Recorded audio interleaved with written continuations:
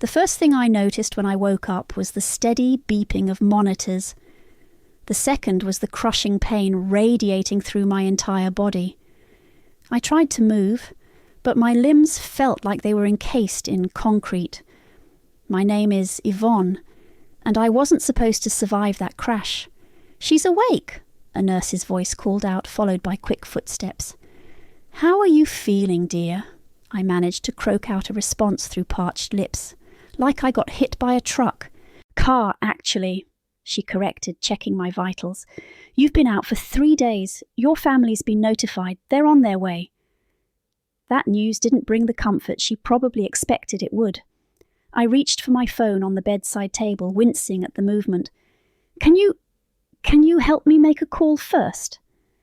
The nurse hesitated, then nodded, holding the phone where I could see it. I dialed Raphael's number from memory. "Yvonne?" Thank God, his voice was thick with relief. "I've been worried sick. Raph, I need you to come now. Bring the papers." My voice was barely above a whisper. "They're coming." He understood immediately. "I'll be there in 20 minutes. Hold tight." I had barely hung up when I heard the familiar click of my mother's heels in the hallway. The sound made my heart rate spike. The monitors betrayed my anxiety with faster beeps. "Oh, darling," my mother Patricia burst in, designer handbags swinging.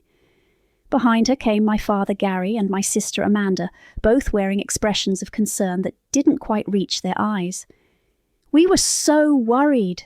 "Hi, Mom," I managed, watching as she carefully arranged herself in the visitor's chair without actually touching me.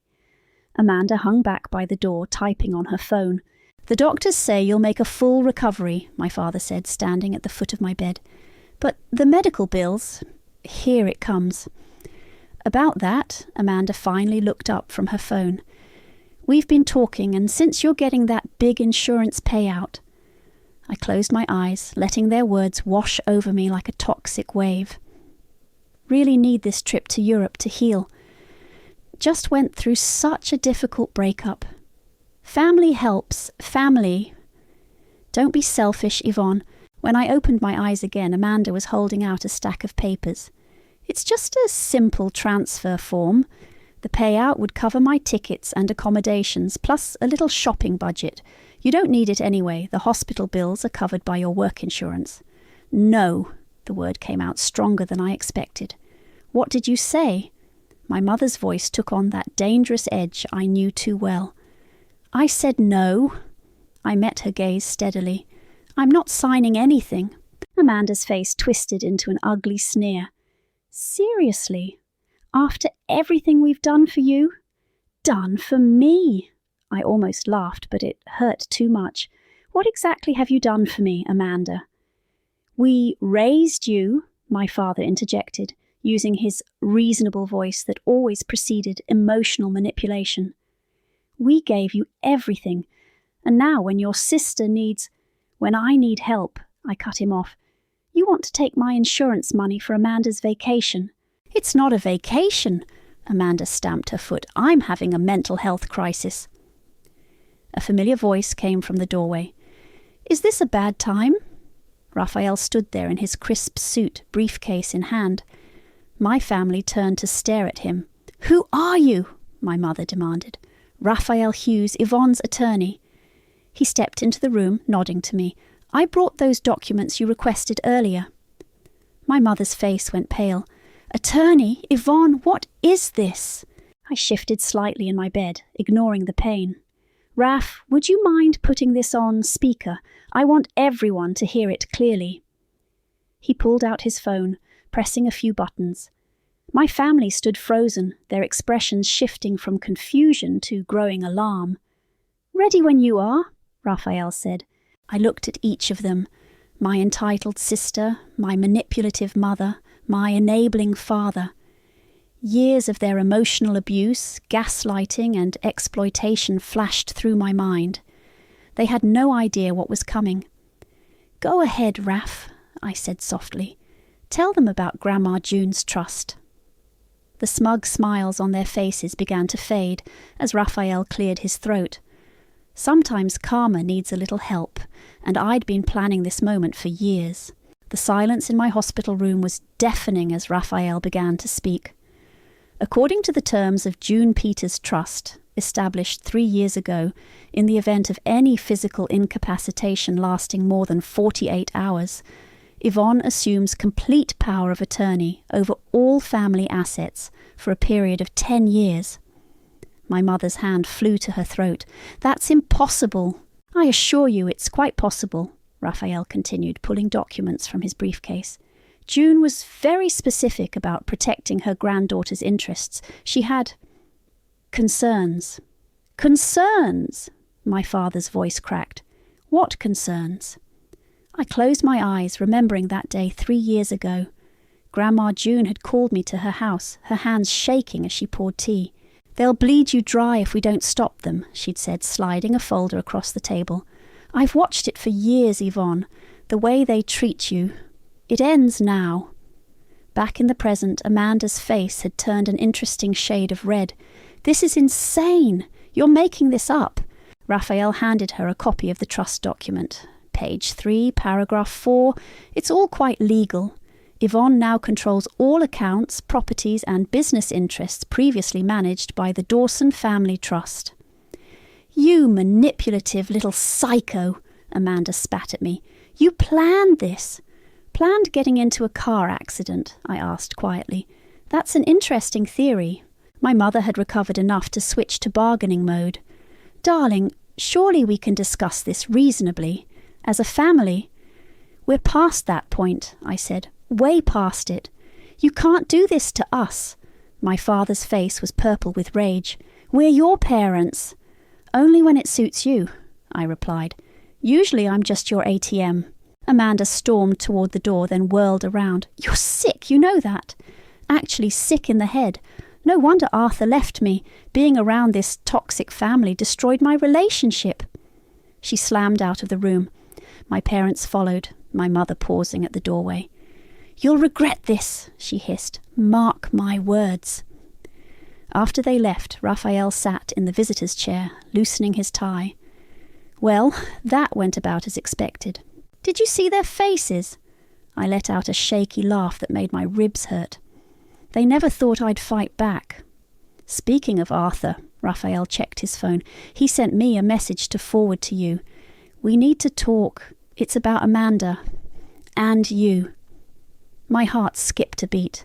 "What does that mean?" "No idea," Raphael shrugged. "Want me to set up a meeting?"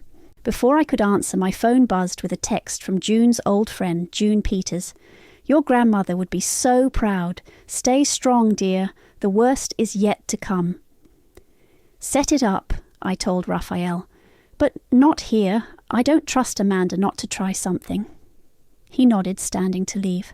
"I'll start the paperwork to freeze the accounts. They won't be able to touch anything without your approval." "Thank you, Raph." I caught his hand. "For everything." He squeezed my fingers gently. "Get some rest. Tomorrow's going to be a long day." After he left, I lay back against the pillows, my body aching but my mind clear.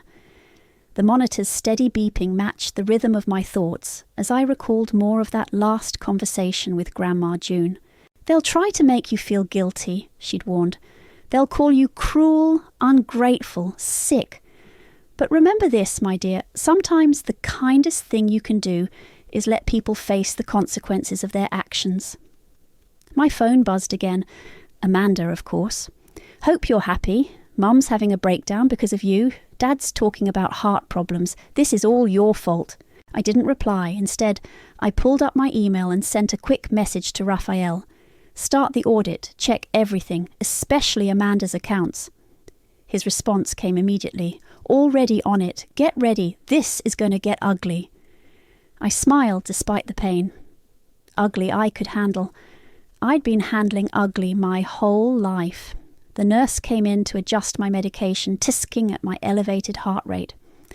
"Family visits can be so stressful," she said sympathetically. "Don't worry," I told her, feeling the pain meds start to kick in. This was just the beginning. As I drifted off to sleep, I thought about Arthur's cryptic message.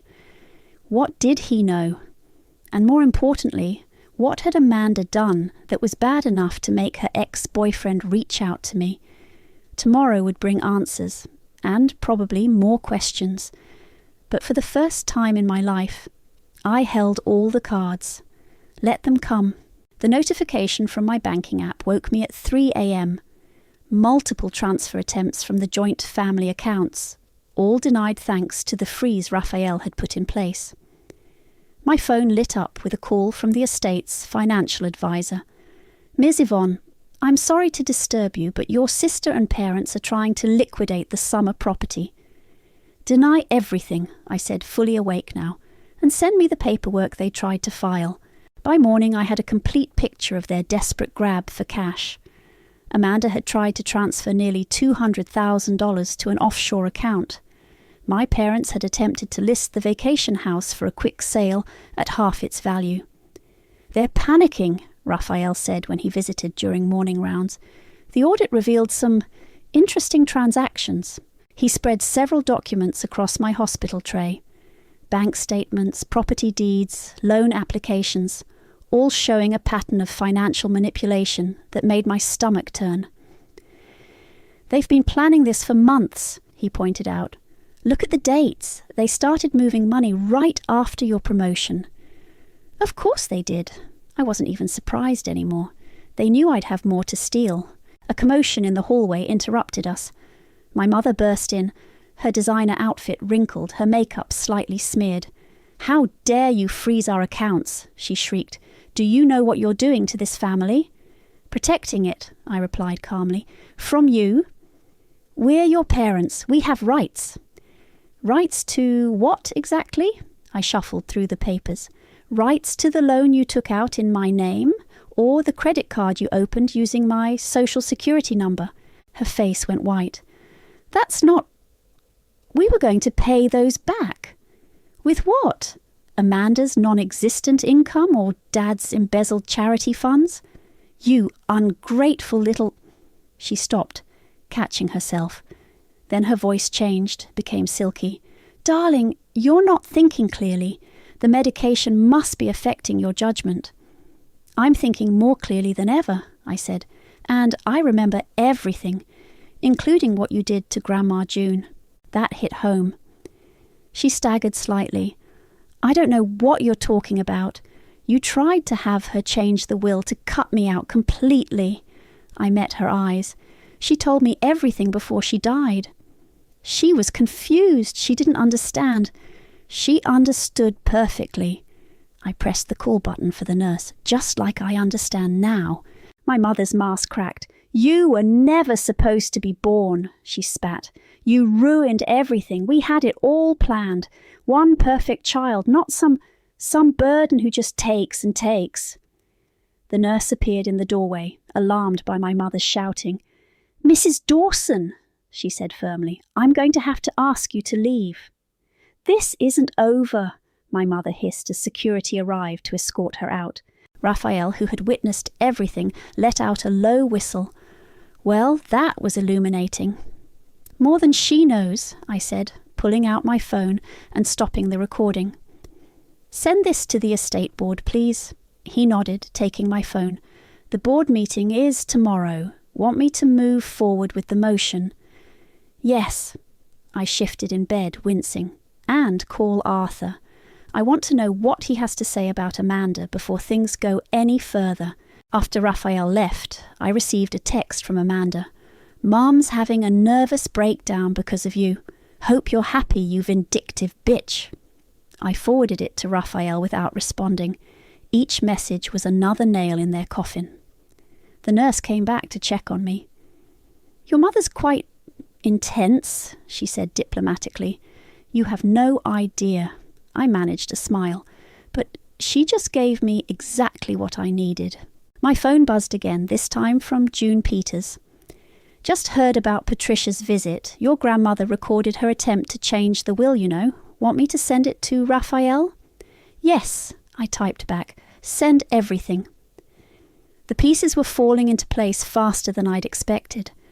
My family had always underestimated me, treated me like I was nothing. They never imagined I could be the architect of their downfall. Through my window, I could see my mother in the parking lot, screaming into her phone, probably calling my father, planning their next move. Let them plan. I had years of evidence, recordings, documents, a paper trail of their abuse and manipulation. Tomorrow's board meeting would change everything, and thanks to my mother's outburst, I now had proof of what June had told me years ago. I was never wanted, never loved, just tolerated for what they could take from me. Well, now I was taking it all back. Arthur arrived during afternoon visiting hours, looking exactly as I remembered. Tall, well-dressed, and wearing an expression of carefully controlled anger. He carried a leather portfolio that he placed on my bedside table. "You look terrible," he said, taking a seat. "Car accidents will do that." I adjusted my position. "What's so important that you needed to see me?" He opened the portfolio. "Your sister isn't just manipulative, she's dangerous, and you need to know what she did." "To you?" I asked. "To both of us." He pulled out a stack of documents. "Remember that joint venture she and I started last year, the wellness center?" I nodded. Amanda had bragged endlessly about becoming an entrepreneur. "It was a scam," he said flatly. "She used investor money for personal expenses, faked the books, and when it all started falling apart," he paused, jaw clenching, "she used your identity to take out emergency loans." My heart stopped. "What?" He spread out loan applications, my signature forged perfectly on each one. "Your mother helped her. They used your driver's license copy from the family files. The loans totaled just over $300,000. The room seemed to spin. That's why they wanted my insurance payout." "Exactly. The loans are coming due. They needed your money to cover their tracks." He leaned forward. "But here's where it gets worse. When I confronted Amanda, she had a complete breakdown and checked herself into a spa retreat. Claimed the stress of our relationship caused her mental health crisis." "Her European healing trip," I muttered. "She's planning to run," Arthur said. "Take whatever money she can get and disappear. But first..." He pulled out his phone and played a video. It was Amanda, drunk at a party, laughing with friends. "My stupid sister's accident was perfect timing," she slurred on screen. "Everyone feels so bad for me, having to deal with her drama. The sympathy donations are rolling in." I felt sick. "When was this?" "2 days ago. She's been running a GoFundMe for her trauma of having an injured sister." He stopped the video. "Yvonne, she's been monetizing your accident while actively trying to steal from you." "Does she know you have this?" "No, and she doesn't know I have proof of the loan fraud either." He placed a USB drive on the table. "Everything's here. Bank records, forged documents, videos, emails, between her and your mother planning it all."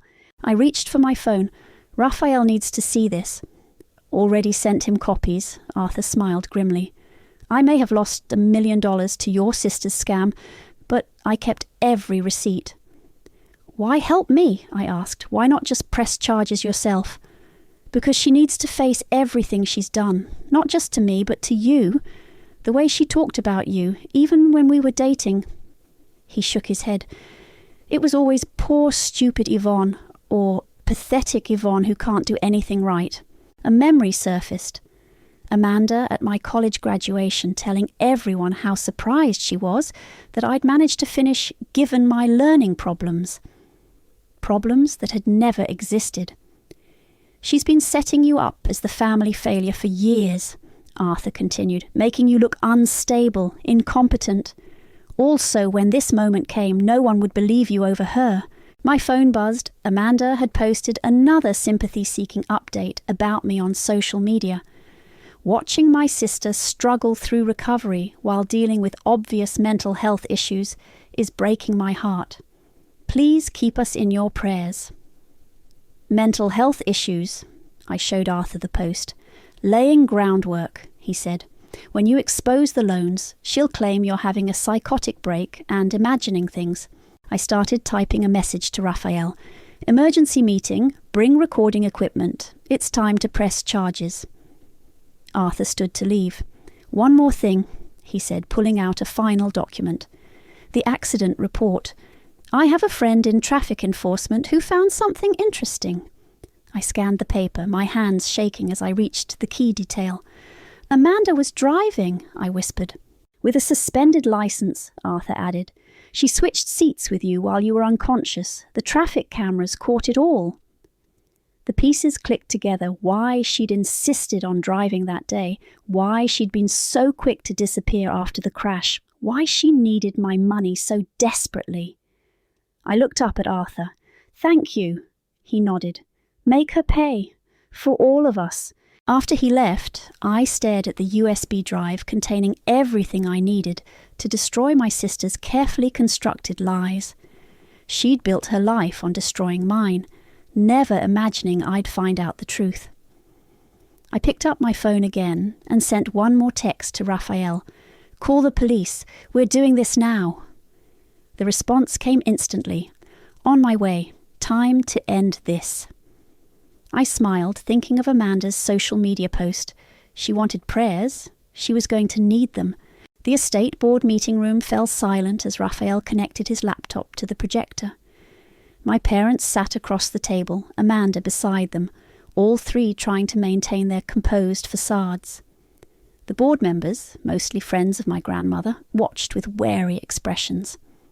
Before we begin, my mother announced, I'd like to note that Yvonne is clearly not in her right mind after the accident. Let's discuss right minds, Raphael interrupted, clicking play on the first recording. Amanda's drunken voice filled the room. My stupid sister's accident was perfect timing. The colour drained from her face. That's taken out of context. Is this out of context too? Raphael played another clip. My mother and Amanda discussing the forged loans. We'll use Yvonne's ID. She'll never know by the time she figures it out. One of the board members, an elderly woman who'd known my grandmother for decades, gasped. Patricia, how could you? My father stood up, straightening his tie. Now, let's be reasonable. Reasonable? I wheeled myself into the room, my first time out of the hospital bed. Like when you embezzled from Grandma June's charity. He fell back into his chair as Raphael projected the bank statements. $200,000, Raphael announced, transferred from the Children's Medical Fund to personal accounts over the past year. The board members began muttering among themselves. My father's face had gone grey.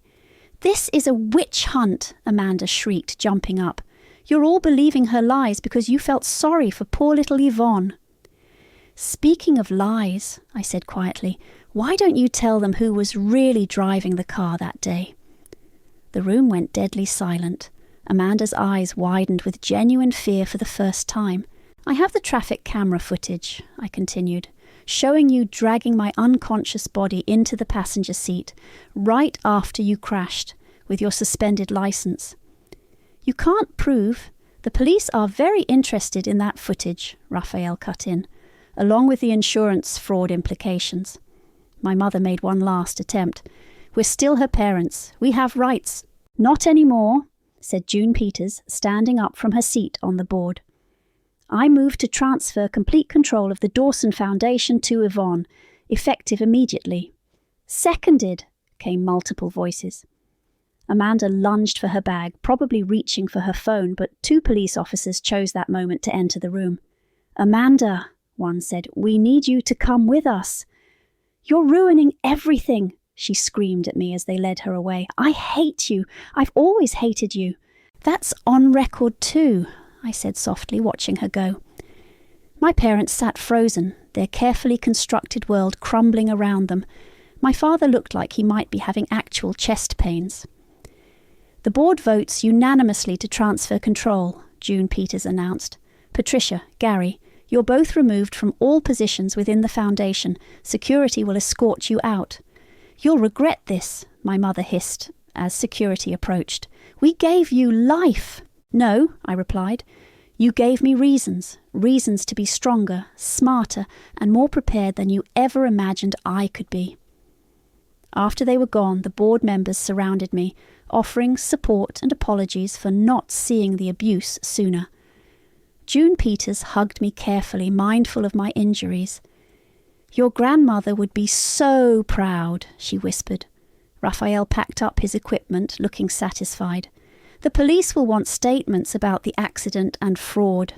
Are you up for it?" I nodded, then addressed the board.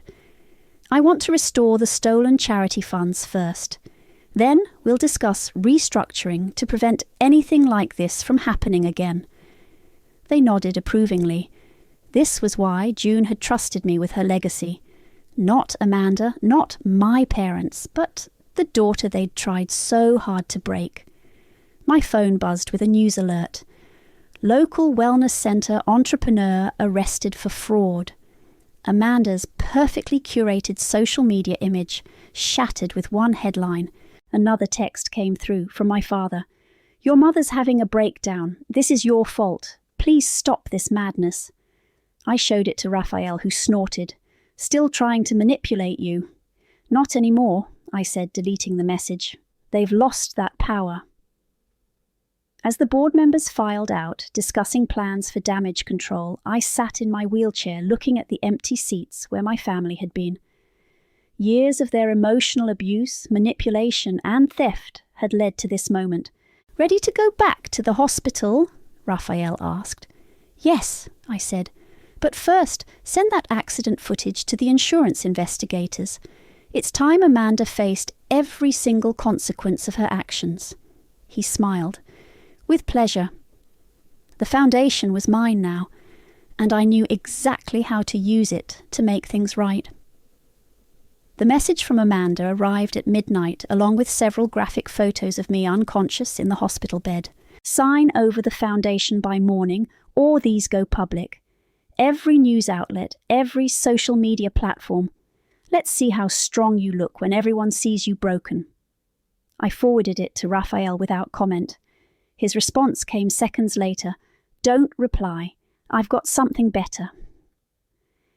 The next morning, as I worked with my physical therapist on walking with a cane, Raphael burst into the room grinning. "You need to see this," he said, holding up his tablet. It was a video of Amanda, filmed at a rooftop bar last week. She was holding court among her friends, wine glass in hand. "It's literally perfect," she slurred in the video. "I'm getting so many followers from posting about her accident. People love a sad story, you know. I'm thinking of starting a podcast about being a trauma survivor, like the trauma of having a disabled sister." "Did you send this to her?" I asked. "Better." He turned up the volume. The video was playing on the local news. Social media influencer Amanda faces backlash after leaked footage shows her mocking her injured sister. My phone started buzzing with notifications. Amanda's followers were jumping ship en masse, her carefully curated image imploding in real time. "How did you get this?" I asked. "Arthur's been having her followed. She never noticed the bartender filming." A commotion erupted in the hallway. Amanda stormed in, looking decidedly less polished than usual. "You bitch!" she screamed. "You're destroying everything I built." "You mean everything you stole?" I took a step forward with my cane. "Everything you lied about." She recoiled slightly, seeing me standing. "You're supposed to be helpless." "Sorry to disappoint. Again." "I'll tell everyone what you did," she threatened. "How you manipulated Grandma June, how you turned everyone against me." "Go ahead," I said calmly. "I'm sure the police would love to hear your version of events, especially the part where you left me to die in that car." "I didn't, that's not," she stammered. "Security footage doesn't lie, Amanda. Neither do your text messages from that night." Her face went pale. "What text messages?" Raphael pulled up another video, Amanda texting while driving, right before the crash. The timestamp clearly visible. "Distracted driving with a suspended license," he commented. "The insurance investigators are very interested in this." "You can't prove anything," she shrieked. "Actually," came a voice from the door, "they can." My father stood there, looking aged and defeated. "I found your dash cam footage, Amanda, the one you thought you destroyed." Amanda whirled to face him. "Daddy, no." "I've given it to the police," he continued. I can't keep covering for you." She launched herself at him, fists flying. You promised you'd always protect me." Security guards rushed in, pulling her away as she screamed threats and obscenities. My father watched them drag her out, then turned to me.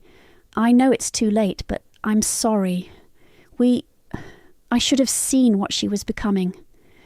"You helped create it," I said. "Every time you chose her over me, every time you look the other way." He nodded slowly. "Your mother's been admitted to the hospital, a nervous breakdown. She keeps saying none of this would have happened if we'd just..." He trailed off. "If you'd just what, Dad?" "If we'd gone through with the abortion," he whispered. "Like we planned." The words hit like physical blows, but I kept my face neutral. "Get out!" "Yvonne, get out!" After he left, Raphael put a hand on my shoulder. "You okay?" "No," I admitted. "But I will be." I checked my phone. More notifications. "What's happening now?" "Amanda's being charged with reckless endangerment, insurance fraud, and identity theft. Your mother's doctor called. She's demanding to speak to you." "Not happening." I took another step with the cane, stronger this time. "What about the foundation?" "Board's implementing all your suggested changes. The charity wing is already back up and running." I nodded, thinking of all the people my father's embezzlement had hurt. "Make sure the Children's Medical Fund is the first thing we restore." "Already done." He paused. "The judge wants you in court tomorrow for Amanda's hearing. Feel up to it?" I gripped my cane tighter. "Oh, I'll be there. I want to walk in on my own 2 feet and watch her face when the charges are read." "Your family won't expect that," I smiled grimly. They never expected any of this. That was their biggest mistake. The physical therapist who'd witnessed everything spoke up. "Ready to practice those courthouse steps?" "Absolutely," I said, taking another step forward. "I've got a very important walk to prepare for." The courthouse steps loomed before me like a mountain. Reporters clustered at the bottom, cameras flashing. At the top, my mother stood with her perfect posture and designer suit, trying to salvage what remained of the family's public image. "One step at a time," Raphael murmured beside me. I gripped my cane and began to climb. Each step sent pain shooting through my healing body, but I kept moving. The cameras clicked faster. "Yvonne," my mother called out, her voice professionally concerned. "Darling, you shouldn't be straining yourself." I ignored her, focusing on my feet. Step, pain, step, pain, step. Halfway up, Amanda appeared in handcuffs, escorted by officers. She looked nothing like her polished social media photos. Her makeup was smeared, her designer clothes replaced by generic clothing. "Still putting on a show?" she sneered as I passed her. "Always have to be the victim, don't you?" I stopped and turned to face her. The reporters went silent, straining to hear. "Funny," I said clearly. "That's exactly what the dash cam recorded you saying while I was unconscious in the car." Her face contorted. "You're lying!" "The footage doesn't lie, Amanda. Would you like me to play it? Right here, right now?" The officers started moving her along, but she fought against them. "I should have made sure you were dead." The reporters erupted in chaos. My mother's perfectly maintained facade cracked as cameras swung her way.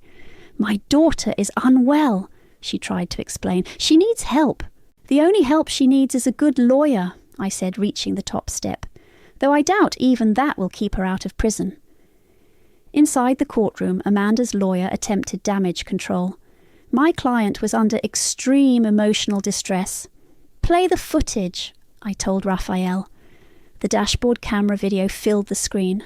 Amanda driving, texting, swerving, the crash. Then, most damningly, her voice. "Shit, shit! Yvonne, wake up! No, this can't happen. Not now. Sorry, sis, but I can't go to jail." The video showed her dragging my unconscious body into the passenger seat, adjusting the scene. "There," Video Amanda said. "Now it's her fault. Always has to be the hero, driving when I'm tired." Perfect. The courtroom was dead silent when the video ended. "Your Honor," Raphael stood, "we have additional evidence of premeditated fraud, identity theft, and embezzlement. Amanda's lawyer slumped in defeat. "Would the defendant like to change her plea?" the judge asked. Amanda stood shaking. "They made me this way. My parents always said I was special, that I deserved everything. They said Yvonne was just—" "Enough!" my father shouted from the gallery. "Stop blaming everyone else." "But Daddy," she turned to him, tears streaming, "you promised nothing bad would ever happen to me." "The defendant's plea," the judge pressed. Amanda's shoulders sagged. "Guilty," she whispered. The judge's gavel cracked like thunder. 2 years minimum security, pending additional charges for financial crimes. Bailiff, remove the defendant. As they led Amanda away, my mother rushed to block my path. "Please," she begged, "she's your sister. Show mercy." "Like the mercy she showed me in that car," I stepped around her, "or the mercy you showed me my entire life." "We'll lose everything," she whispered. "You already have." I walked out of the courtroom unassisted, leaving them behind. Outside, June Peters waited with Arthur. "It's done," I told them. "Not quite," Arthur handed me a folder. "The insurance company's filing their own charges. They want to interview your parents about their role in the fraud." "Let them." I looked back at the courthouse. "I'm done protecting people who never protected me." My phone buzzed. A message from my father. "Your mother's being admitted for another breakdown. We need money for the treatment facility." I deleted it without responding. "Ready to go home?" Raphael asked. "Not yet," I said. "There's one more place I need to visit." He drove me to my childhood home, now legally mine through the trust. The grand house looked smaller somehow, less intimidating. I walked through empty rooms where portraits of Amanda once hung, past spaces where I'd been told countless times I wasn't good enough, wasn't worthy enough, wasn't enough. In my old bedroom, I found a photo album I'd hidden years ago. Inside were the only pictures that showed the truth. My bruises, my tears, the evidence I'd collected in secret. "They never thought I'd fight back," I told Raphael, closing the album. "They made me feel like I was nothing, but I was always holding the matches." I placed the album in a box marked Evidence. "Now," I said, "I'm ready to go home." The letter from prison arrived on a sunny morning as I finished my final physical therapy session. I recognized Amanda's handwriting on the envelope, still perfectly styled despite everything. "You don't have to read it," Raphael said, watching me turn the envelope over in my hands. "Yes, I do." I opened it carefully, pulling out several pages of expensive stationery. "Dear Yvonne," I read aloud, "I hope you're satisfied with what you've done to this family. Mum's still in treatment, Dad's lost everything, and I'm stuck in this horrible place. All because you couldn't just play your role and stay quiet." Raphael snorted. "Still the victim." I continued reading. "I know you think you've won, that you're so clever with your evidence and your trust fund. But you'll always be the unwanted one, the mistake they never meant to have. No amount of money will change that." I folded the letter and walked to the fireplace, a feature of my new apartment that I particularly loved. "You know what, Amanda," I said to the paper, "you're right about one thing. I was unwanted, but that's not my shame to carry." I dropped the letter into the flames. My phone buzzed, a text from June Peters. "Your grandmother's charity wing just funded its first round of medical treatments for underprivileged children. Thought you'd want to know." I showed Raphael the message. "This is what real family legacy looks like." "Speaking of legacy," he pulled out his tablet, "the board wants to rename the foundation. They're suggesting the June Peters Memorial Foundation, taking the Dawson name off completely. Perfect." I walked to the window, no longer needing the cane. "What's the latest on my parents?" "Your father's facing charges for the embezzlement. Your mother's treatment facility is demanding payment she can't provide. They're selling their house to cover legal fees." I nodded, remembering the countless times they'd threatened to cut me off, to leave me with nothing. The irony wasn't lost on me. The doorbell rang. Arthur stood outside with a thick manila envelope. Final insurance settlement, he said, handing it to me. They're not just covering your medical bills, they're paying damages for Amanda's fraud too. I don't need the money, I said. No, he agreed, but you deserve it, just like you deserved better parents. My phone lit up with another message. My father, the house goes up for auction tomorrow. Please, if you have any compassion left. I blocked his number. You know, Raphael said, watching me, your grandmother once told me something about you. She said, that girl's got steel in her spine, even if they made her think it was weakness. She was right about a lot of things. I picked up a photo of her from my desk. I wish she could see all this.